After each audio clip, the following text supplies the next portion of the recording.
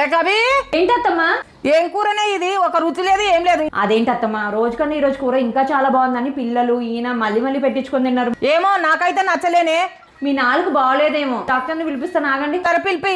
ఏంటమ్మా మీ ప్రాబ్లం ఏంటి? ఏం లేదు డాక్టర్ గారు, మా అత్తయ్యకి నేను ఎంత బాగా వంట చేసినా సరే బాలేదని అంటుంది. ఇంట్లో ఏమో అందరు బాగున్నాయి అని అంటున్నారు, ఈవిడికి అసలు నచ్చట్లేదు. ఏంటో ఏమో, సార్ చూడండి ఏమైందో. సరే సరే అమ్మా మీ నాలుగు చూపండి. అయ్యా ఇది పెద్ద ప్రాబ్లమే కదా.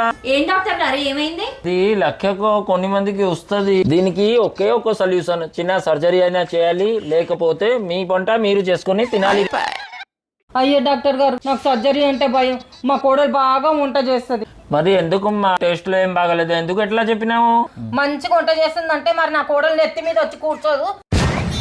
కోడలు మంచి వంట చేసి ఇచ్చినప్పుడు మంచిగానే తిని కూర్చోవచ్చు కదా. సరే డాక్టర్ గారు, ఇప్పటి నుంచి ఆమె పెట్టిందే తింటాను, ఏమనను.